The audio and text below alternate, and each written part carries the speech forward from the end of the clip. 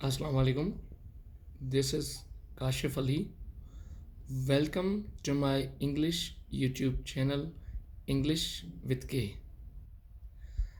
अगर आप पहली बार मेरी वीडियो देख रहे हैं तो काइंडली सब्सक्राइब का बटन दबाएं और बेल आइकन भी दबा दें ताकि मेरी हर न्यू वीडियो आप सबसे पहले देख सकें। आज का जो हमारा टॉपिक है वो है इंग्लिश डाउट्स। जैसे for example keep versus put में डाउट होता है, वॉइस और साउंड में, हियर और लिसन में, लर्न वर्सेस लर्नड। ओके, इसमें LEARND जो है मिसिंग है, और कंप्लेंट वर्सेस कंप्लेन, और see versus look versus watch. Meaning almost same होती है लेकिन कौन सा कहाँ पे यूज़ होना है कौन सा नहीं, तो आज हम वो जो है इस वीडियो में हम सीखेंगे। सबसे पहले नंबर 1 पे जो हमारा है कीप और पुट। अब कीप जो है we use keep with physical या फिजिकली। ओके, क्या करते हैं हम सिर्फ फिजिकल और नॉन फिजिकल दोनों के साथ ही हम कीप यूज़ कर सकते हैं।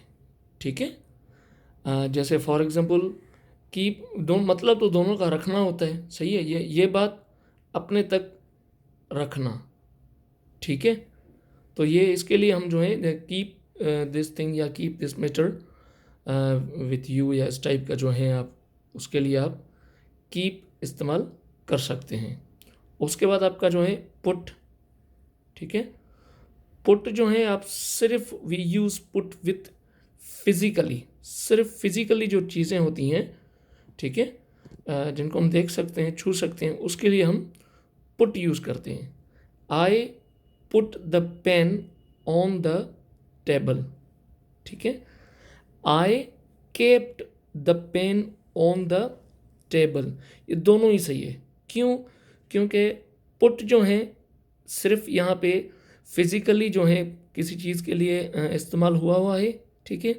और केप्ट जो है मैंने समझाया आपको कि केप्ट दोनों के लिए इस्तेमाल होता है, ठीक है। तो ये दोनों ही सेंटेंस बिल्कुल ही सही हैं।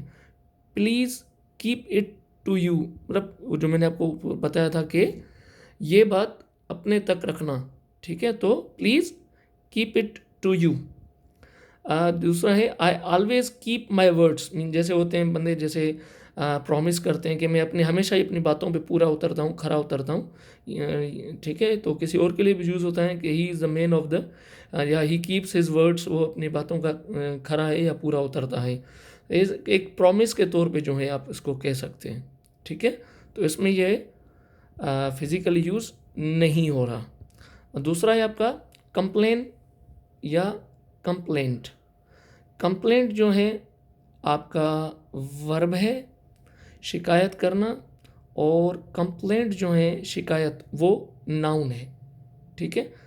इसमें इतना वो नहीं है, बस आप ये रखें कि कंप्लेन का मतलब होता है शिकायत करना और कंप्लेंट का मतलब होता है शिकायत। जैसे ही कंप्लेंड अगेंस्ट यू, ठीक है। आई फाइल्ड या lodged a complaint against you, ठीक है। तो उसमें सिर्फ आप ये याद रखिएगा, कंप्लेन का मतलब है शिकायत करना और कंप्लेंट जो है वो शिकायत है। ये वर्ब है, ये आपका नाउन है। उसके बाद जो है हमारा है वॉइस एंड साउंड, ठीक है। वॉइस और साउंड है।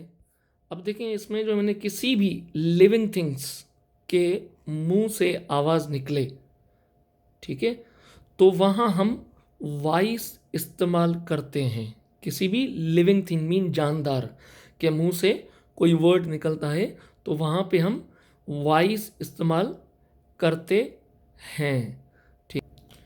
मैं फिर से रिपीट कर रहा हूँ कि किसी भी जानदार चीज़ के से आवाज़ निकले तो उसके लिए हम वॉइस इस्तेमाल करते हैं। मिसाल के तौर पर आपके या किसी जानवर के मुंह से आवाज़ आए या निकले, इसके लिए वॉइस इस्तेमाल हो, ठीक है, आपके या किसी जानवर के मुंह से आवाज़ निकले तो उसके लिए वॉइस इस्तेमाल होगा, क्योंकि आप भी जानदार हैं और वो भी जानवर हैं। ठीक है, अब ये और भी हो सकता है, या भी हो सकता है। ठीक है, मतलब और या, ठीक है। अगर किसी भी बेजान चीज़ जैसे नॉन लिविंग, ठीक है, से आवाज़ निकले, जैसे कि मोबाइल, लैपटॉप, स्पीकर से आवाज़ आए, तो वहाँ या उसके लिए साउंड का इस्तेमाल होता है। ठीक है, तो कोई इतना वो नहीं है, सिर्फ आप लोगों को ये याद रखना है कि ये वॉइस जो है लिविंग थिंग के साथ यूज़ होगा और ये साउंड जो है नॉन लिविंग के साथ। तो अभी हम इसके एग्जाम्पल की तरफ चलते हैं। यह है example, I heard your voice. Okay, the sound, मतलब मैंने आपकी आवाज़ सुनी। The sound of this television और TV, okay, is irritating. Irritating mean जो आपको तंग करने वाली आवाज़ होती है। ठीक है, इस टीवी की जो आवाज़ है वो तंग करने वाली है। ठीक है, तो आई हर्ड यूर वॉइस जानदार और टेलीविज़न तो बेजान है, इसलिए हमने ऊपर जो है वॉइस यूज़ किया है, नीचे साउंड यूज़ किया हुआ है। अब जो है हेयर वर्सेस लिसन, दोनों का मतलब ये क्या, सुनना। Meanings of both are same, सुनना।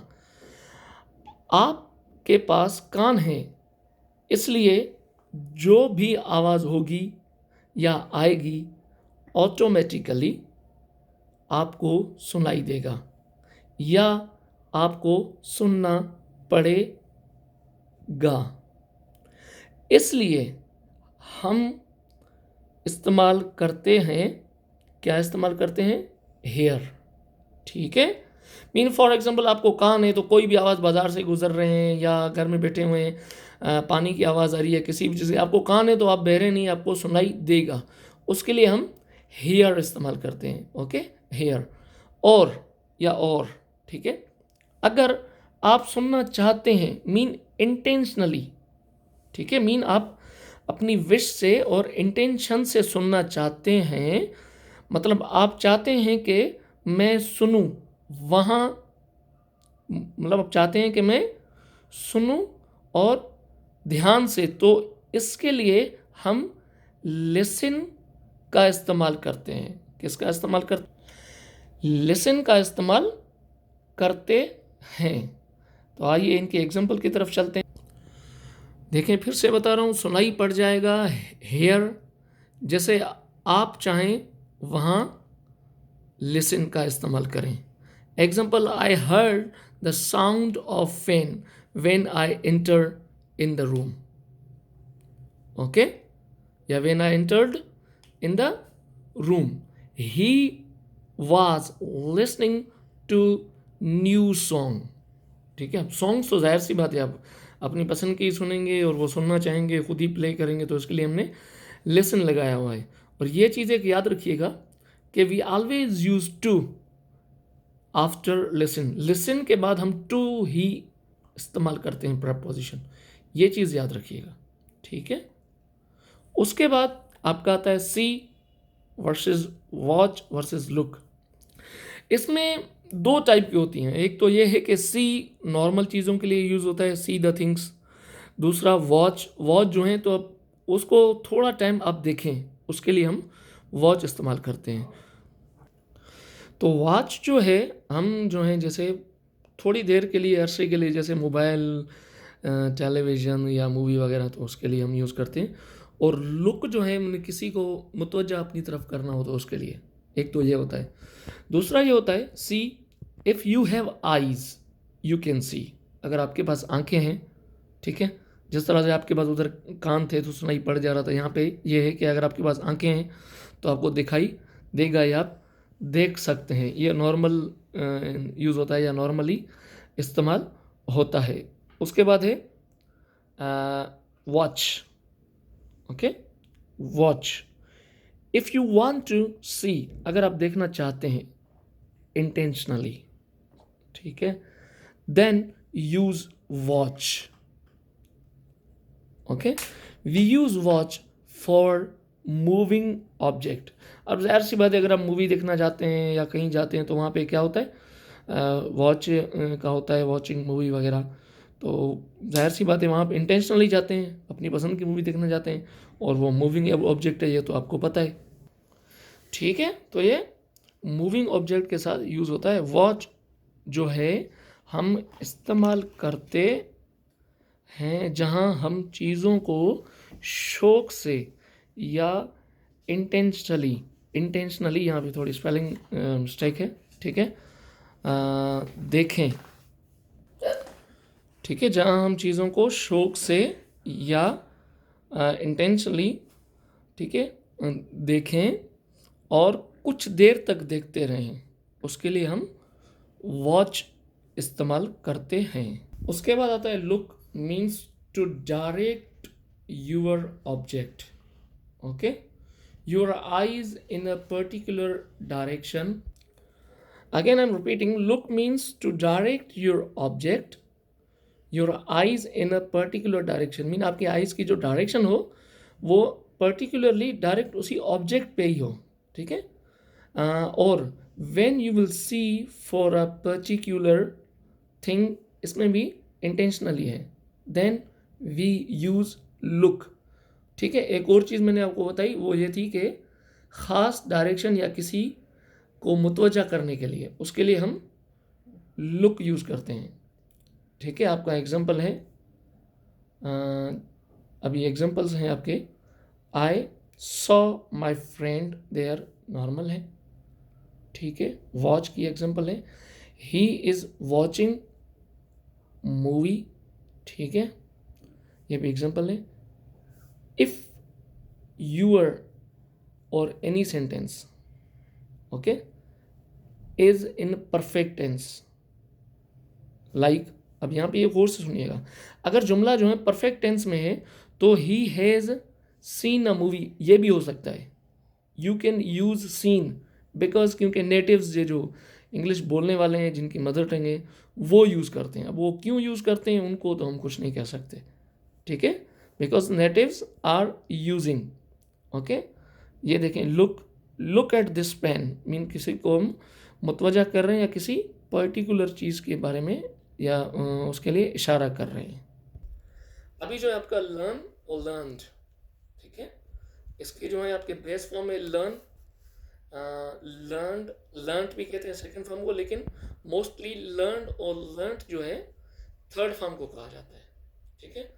अब लर्न और लर्न जो है दोनों ही थर्ड फॉर्म है। फ़र्क ये है, जब हम इसे एडजेक्टिव के तौर पे इस्तेमाल करते हैं तो, ठीक है, तो जब हम इस पे एडजेक्टिव के तौर पे इस्तेमाल करते हैं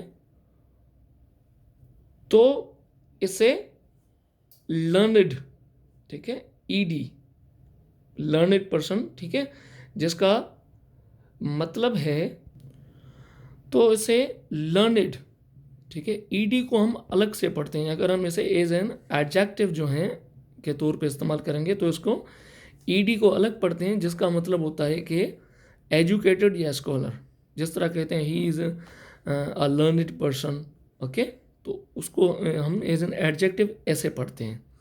और जब हम इसे वर्ब के तौर पे इस्तेमाल करते हैं तो लर्नड, LEARNED पढ़ते हैं, ठीक है, याद रखिएगा। अगेन आई एम रिपीटिंग, अगर आप इसको एज एन एडजेक्टिव यूज़ करेंगे तो इसको लर्नड, इसका मतलब है educated, he is a learned person, okay, और इसको एज अ वर्ब इस्तेमाल करेंगे तो फिर हम उसको नॉर्मली जो है लर्नड पढ़ते हैं, ठीक है, उसको हम इस तरह इस्तेमाल करेंगे। ये देखें, he is a learned person, ED को हम अलग करेंगे जब इसको हम एज एन एडजेक्टिव यूज़ करेंगे। उसके बाद ये इन दो चीज़ों में थोड़ा सा डाउट है, ये था नहीं लेकिन फिर भी मैंने इसको ऐड कर दिया। I have done versus I am done, I have gone versus I am gone. अब देखें, आई हैव गॉन, ये तो आपका प्रेजेंट परफेक्ट टेंस है, ठीक है, ठीक है, मैं जा चुका हूँ। आई हैव डन, मैं काम कर चुका हूँ, ये तो आपका प्रेजेंट परफेक्ट टेंस है। ठीक है, ठीक है।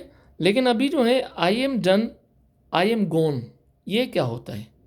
ठीक है, तो ये होता है जैसे फॉर एग्जांपल जैसे मेरा हो गया, मीन फॉर एग्जांपल आप लोगों ने खाना खा लिया, ठीक है, या आपका काम कुछ हो गया, ठीक है, ओके भाई मेरा हो गया, मैं तो, या आपको कोई ऐसा काम कर रहे हैं जैसे भाई ठीक है मेरा हो गया, मैं जा रहा हूँ, ठीक है।